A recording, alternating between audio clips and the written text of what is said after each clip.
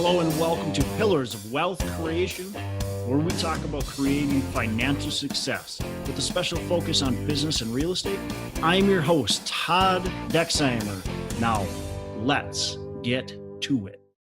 Hey, are you looking to expand and grow your business? Are you looking for that edge, that next step up, that paradigm shift? Well, one of the best ways to get you there is through a mentor or a coach. And today's sponsor, Trevor McGregor, he is the man. He is going to get you to be laser focused, to get you onto that next level. And I know from experience dealing with Trevor, he is a master coach, peak performance coach, well over 10,000 coaching hours through clients all over the world. And he helps you achieve better health, more wealth and freedom and contribution than you ever thought possible. Have that coach that holds your feet to the fire. Go on to Trevor's website, coachwithtrevor.com. Again, it's coachwithtrevor.com. And there you can get a free strategy session with Trevor. And you can decide if he's the right fit for you and you're the right fit for him. Again, it's coachwithtrevor.com. You will not be disappointed. Hello and welcome to Pillars of Wealth Creation. And we are excited to do another Hump Day Hustle. I'm here with John Stiles with Bridge Realty. John, how are you doing today? I'm doing great. It's a good day to be alive. Every day is a great day to be alive, John. So, and every day is a great day to be alive if you're a Vikings fan and they just made a immaculate reception. Yep. You were at the Wild though, right? Yeah. So I was watching the Vikings game from the Wild game. The Wild game got delayed until 7:00. And my daughter is 8 years old, and she's kind of just getting into like sports. So it's kind of funny. And she wanted to watch the game. And so we're sitting there right outside where we had to go down to our seats. There's a TV right there.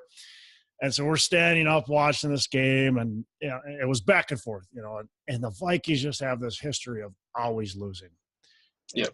In big games, especially. So I'm very like, they're just going to lose. Well, my daughter's too young and naive to understand this whole Vikings lose all the time. So she was very optimistic that they were going to win out. So she wanted to watch it. So I'm like, all right, let's watch. So, the whole back and forth, the field goals. And then when the Saints kicked that field goal with 30 seconds left or whatever it was, I'm just like, all right, it's done. Let's go. And she's like, no, there's still time left. There's still time left. I'm like, Madeline, you don't understand. Like, this is not, it's not going to end well. Let's just go. No, we're going to watch it. I'm like, all right. So they're playing they played a Canadian team. They played the Vancouver Canucks. So they're playing the Canadian national anthem. And right as the national anthem just about gets done is when, they threw the pass and Diggs caught it and goes in for the touchdown. And so everybody, the whole stadium just erupts and cheers. And so then we hurry up and jump in. Then our national anthem played and the game started. So it was perfect timing with the whole thing. So it was fun. It was a good time. Unfortunately, the Wild didn't win. They went into overtime and lost. But that's all right. It was a good time. It was fun. Yeah. My kids love going to those games and Cool. cheering and So well, anything new with you that you want to talk about? Well, while you were watching games, I was driving through the snow. Yeah, it was a good snowstorm. My sister lives up in St. Cloud, and Okay. so we drove up there to go to a little party at one of those trampoline places. So, Oh yeah. Yeah, it's good to have some time with the kids on the weekend. So Yeah, definitely. Well, cool. Let's dig into the final three pillars that we've been talking about, the pillars of wealth creation. And anybody wants to check out the article, it's up on LinkedIn page, and we've been linking it to the show notes for the last 2 weeks, and now 3 weeks, and now this week we'll link it as well. So the last three, well, first of all, we've talked about the other four, and so we talked about personal development, which being probably the most important thing. And then cash flow, also extremely important, appreciation, leverage. And so the last three, we're going to be talking about our tax savings, general savings, and then giving back. And so, John, you want to start us out with tax savings? What, Yeah, as your resident expert, no, I was just telling you before we started that, I'm not super smart on tax savings, but, like you said, it's just important to know some of the basics. And if you don't know the basics, either way, have a good CPA that, So maybe one question is how do you find a good CPA or how do you find good resources in order to learn about these tax savings? Yeah.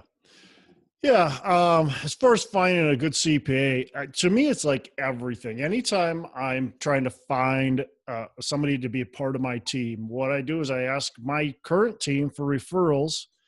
And then I always continue to ask those referrals for referrals. So I basically refer back. So let's say I got a real estate broker. As that real estate broker, who are the good property managers, who are the good lenders, who are the good CPAs, who are the good, attorneys, blah, blah, blah. And then when I call that CPA, attorney, whatever, I ask them, who are the good brokers, who are the good attorneys. So I get a nice big long list. And through that list, usually there's several names that pop up several times by different people. And now I've got 3 or 4 people mentioned, Jim Jones CPA, 3 or 4 people mentioned this attorney, 3 or 4 people mentioned, this lender. So then you've got a good, here's maybe my A list, here's my next list I should be calling on, and so on. And you can start calling. And what you're looking for with the CPA is somebody who's going to be skilled in what you're doing, really. And so if you're a real estate investor, you want a CPA that knows, real estate investing and understands the tax advantages of it and understands all the loopholes in real estate investing. If you're going to be, a business owner of any sort, you want to make sure you've got somebody who understands what are the loopholes in businesses. And you also want, there's business CPAs, and then there's different types, right? So there's a CPA who might have a lot of clients with small businesses, who that might fit you right away. But if your business gets really big, you might want to then go on to a CPA who deals with larger corporations. So just because you have a CPA to start with doesn't mean that's always the CPA that's going to fit you. Once your business starts changing, or if it does change or grows, you might have to find a new CPA. So but to me, it's all about referrals, finding that. And how do you find out good tax information? Again, I would say books is really good. And then your CPA is another valuable resource. Asking them, how do I learn more? What are the resources that you suggest? Because they're studying it day in and day out, right? And they probably know, at least you want resources that are kind of dummied down, unless your brain is CPA like, because you probably don't want to sit there and read a boring CPA type book. Mm-hmm. So, I've got a book, I think it's called like tax loopholes of, real estate or something like that. Real estate tax loopholes. And I've got several other books that talk a lot about, different loopholes in real estate, and those, obviously change. Now we got this new tax reform. So you've got to kind of keep up to date with that.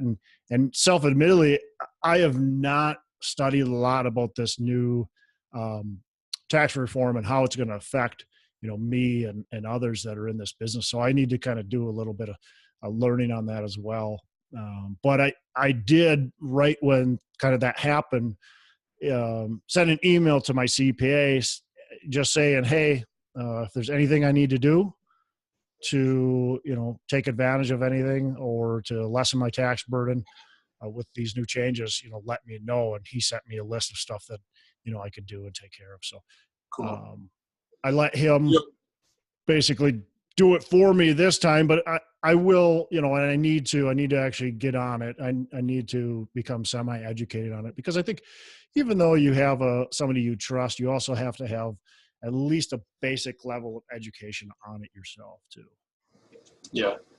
One thing with the term loopholes, I kind of don't like that, because it sounds like you're Evading. getting away with something that you shouldn't be. But, really, these are the laws that the country has put into place, the government has put into place, and this is the way that you're supposed to conduct your business. And so, just for example, maybe one loophole you could talk about is, track your mileage for your business so that you can write it off, count it as an expense, and that reduces the amount of income tax that you have to pay. Yeah. So is that a loophole, or is that just good business? So that's just one minor example. Yeah.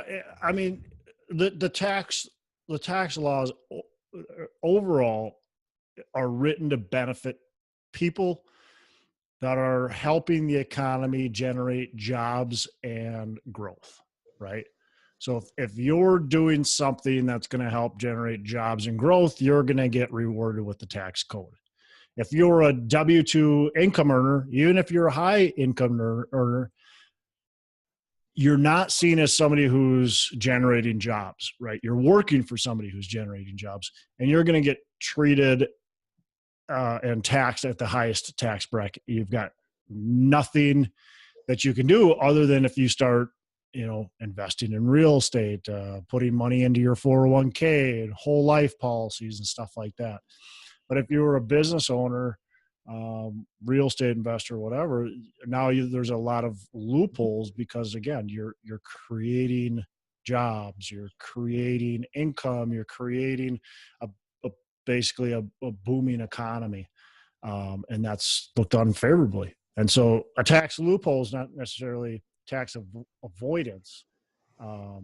It's more of essentially a present from the government saying thank you for doing what you're doing. That's how I look at it, at least. Sure. So yeah, you're right. I mean, writing mileage off, you go out to eat. You and I had lunch together, and that's a tax write-off. If I pay, or it doesn't matter who pays, but if even if I pay for my own, you pay for your own. There's tax write-offs when you're doing business. So you got to take advantage of that type of stuff. I think a lot of people don't. A lot of people just, it's just an expense, right? That's how they've always done it, especially new business owners. That's how they've always done it. That's just an expense. If I'm going to go out to eat, I pay for it. You don't think about, I should be really paying this out of my business account, and that should be a write-off. A lot of people don't think about that. And then there's some people that go the opposite way, right? They every single meal, doesn't matter if it's a meeting or not, they're just going to write it off. They go buy, basketball for their kid, and they're going to write that off. They go, there's people that do it to the extreme, and that's just obviously tax cheating. But yeah. Obviously, you have to do it within right. the boundaries of what it's intended for. So yeah. So yeah, I mean, extremely important though for a wealth building principle to understand how can you lessen your tax burden, and real estate, which obviously we talk about quite a bit on this show, is a really great way to lessen your tax burden, is owning rental real estate. And you've got depreciation, and you can write, there's a lot of things you can write off throughout your rental real estate to lessen your tax burden. So that's a really good tool. And then you can exchange. You can do a 1031 exchange. That's a huge tax benefit, where you can sell your piece of real estate and buy something new or different and not pay any taxes on the gains of that sale, as long as it goes back into a like kind property, so another rental property. So that's a huge advantage as well. So people need to take advantage of those types of things and understand what they are. So talk to your CPA about that, and just to learn about that, because that's really, when you think about it, probably your biggest expense is taxes overall. I mean, your income tax, you're paying that between 20 and 40% of your income goes to income tax. And then you've got sales tax and property tax and vehicle taxes and all kinds of other taxes. So you've got a big chunk, 50% or more of your income goes to taxes. So the more you can avoid, the better you are off. So they kind of talk about Uncle Sam as being that other business partner that you have who he takes his cut first, right? Yeah, Uncle Sam wants to get paid, right? So yeah, so we talked about tax savings. Now let's talk about just regular savings. John, I don't know if you have a certain savings plan, but maybe you want to hit on what you think about, just regular savings. What do you do? Yeah, I think that this particular point, is maybe if you were going to prioritize these, this would be, in my opinion, closer to the top because, I've been through the Dave Ramsey course, Financial Peace University, and so I get a lot of my mindset about savings from that. But he talks about having, just an emergency fund, which so many people in America don't even have that. So when something comes up, like your car breaks down or your furnace breaks down or, some sort of emergency like that, how many of us have the funds to pay for it? Yes, it hurts to pay for it, but it hurts even more if you don't have the money to pay for it. So, yeah, absolutely.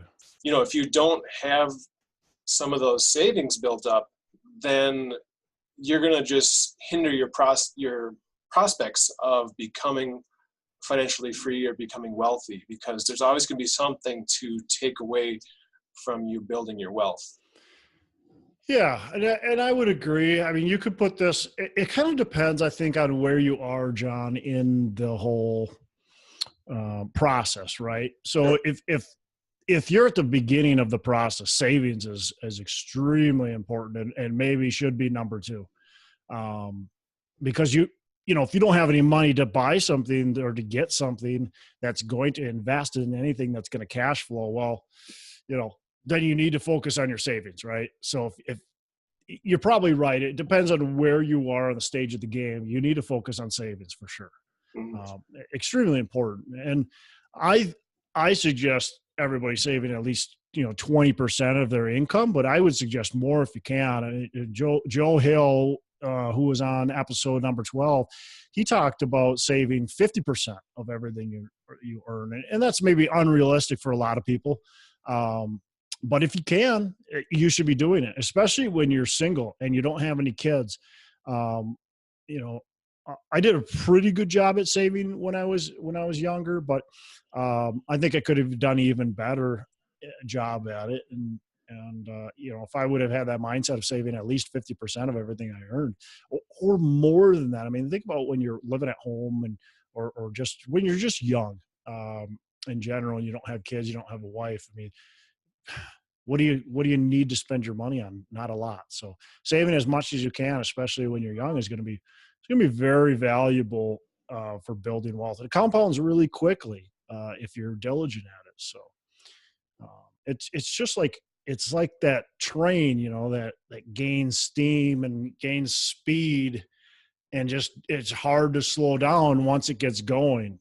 And that's how building savings is. So. And I really like the idea of having a separate account, whether that's a savings account or whatever, and just like automatic transfers, really forced savings. Because if it's taken out of your, daily expense account or whatever, then you don't feel like it's there to use. So I personally have set up a number of different savings accounts, because for different buckets, whether they be auto repair or health savings or different things like that, so that they're all really separated and they're just used for what they're intended to be used for. Yeah, exactly. I think that's very important, especially when you first start, is to have those separate accounts that you can get your savings in, And even after you first start. But I mean, I think that's really important. A lot of people just have that one account, and that's what I did too. Is I've got two accounts, and you could even have more, but I've got two accounts, and one's a savings account, and the other one's an account that I spend out of. And every penny that I can put in the savings goes into the savings. And it's really important to get comfortable with having money in your accounts. Um, for me, it's when you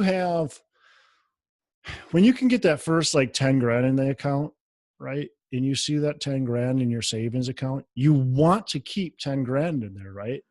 And once it is in there for a while, you expect 10 grand to be in that account. So if it drops below 10 grand, you're like, holy cow, I gotta start saving more money. And then as it gets up to 20 grand, the same thing happens. It gets up to 30, 40, 50 or and more. You expect that money to be there. So I think that's really important. And people have asked me several times is what do I get a windfall. I get, 100, 300, 500 grand from whatever it may be, inheritance or whatever. What should I do? My number one thing is if you're not used to that type of money, you need to put it in a savings account. Just let it sit. Just get used to having that money there. Because if you can just throw, let's say 500 grand or $1 million into a savings or several savings and just let it sit, don't touch it, and get used to having that money. Now your brain is used to that money. You're not going to be wanting to go spend it right away once you get actually used to that being there. So, because once you start spending it, you're like, holy crap, this money's going away. But if you've never been used to it, it's so easy, I think, for people just to start, sending it out the door because they're not used to it. It doesn't matter. Yep. And of course, then investing it to create that cash flow is really important too. But I think just getting that savings and building it up from the start is definitely really important. Yeah, I think what you touched on there, I think we've talked about it before in terms of income. If you're used to making, let's just say $40,000 a year, maybe instead of making $100,000, what is your expectation? So you can set those expectations for savings too, like you just talked about. So yep, we can train our brains to think bigger. Yeah, absolutely. So John, let's go on to our last one, and that's giving back. And I want you to start on that one as well, because you just hosted an event. So let's talk about giving back a little bit. Sure. Yeah, that event was for an organization called Feed My Starving Children. And I actually invited you on our program here a couple weeks back. And so thanks for coming. Yeah. So that was, just a way to give back out of our time. We packed some meals that were going to be shipped overseas for people that need to eat. So, and it was really interesting. After we were done packing, they told us, of course, how many people we were feeding, and also the cost of the food that we packed right then. And I forget the exact number. $12,853, I believe. Sure. So that was the cost of the food that we had packed. And so that was interesting how fast we had gone through that. So yeah, it's definitely important to be giving back of our time and of course of our money. A lot of people give back to their church or to different charities. So, definitely to have that mindset that the gifts that we have, whether that's time or money or other resources, it's not just to be used on ourselves. It's intended to be used for other people too. Yeah. If you're fortunate enough to be able to, make money to take care of you and your family, then I think it's part of your responsibility then to help out others who maybe aren't quite as fortunate as you are. And then also giving back of your time. If you understand and you have that ability, you have the physical capability of doing it, giving back to those who maybe don't, is to me is very important. So yeah, I enjoy doing stuff like that. I volunteer for Junior Achievement, which basically helps out young high school kids and learning about business and entrepreneurship and stuff like that. Just enjoy giving back to my church and stuff like that. And I've pledged now that every property, every multifamily that I buy, my business gives 5% of our income back to different charities and organizations. And I think that's just really important to be able to do that. I feel like it's part of what I need to do, and part of what everybody I think needs to do. And everybody gives back in different ways, right? And so you got to figure out what's right for you and do it. But one of the benefits, intended or non-intended, is that when you give back, oftentimes you get back as well. And so if you're going to become, let's say, a leader of an organization or just involved in the organization, you're going to get to know a lot of people, and those can turn into business relationships as well, with whatever business you're doing. And if you're talking about what you're doing, that could turn into, a lead to get a real estate deal. That could turn into an investor. That could turn into a business partner. That could turn into a lot of different things. So an unintended or intended, depending on how you're setting yourself up. But, that's part of the giving back too, is you also get back. And then more than just get back in a business way, you also get back obviously in an emotional and a spiritual way as well. Yep. So, okay. Well, that takes us through our pillars. Anything else that you kind of want to mention? Any other important things that you feel should be in there? I don't have anything to add to the list right now. I think it's a good place for everybody to start and to consider. And we're all going to develop on those different points, those different pillars at different rates. It's important to build all of them at the same time if we can, or maybe just start with one and build that up first until you've at least got it going and rolling. Yeah. So. Yeah, work on your mindset first, and then figure out, what do you need to do to go to the next steps. And I think this guide, again, it'll be on our show notes, but this guide is important to just talking about, and just start to think about what do you need to do. And you can tweak this as well, write down what you think, and share that with us if you want on Facebook and stuff. So. All right. Well, we'll wrap the show up then. So I'm going to share a review of the week, and it's Phenomenal by Bean Eyes Ironic.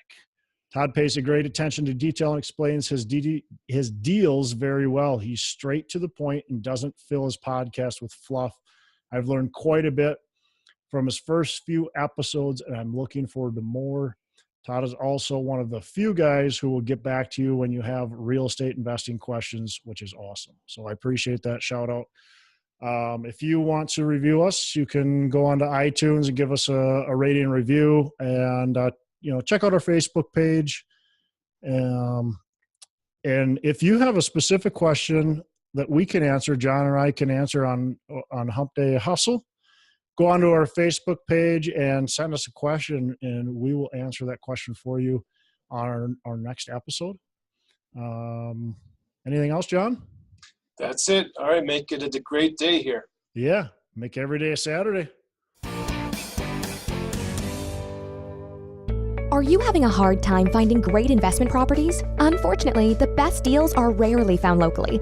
Successful investing begins with the right properties in the right markets. Norada Real Estate provides everything you need to invest in the best deals across the U.S.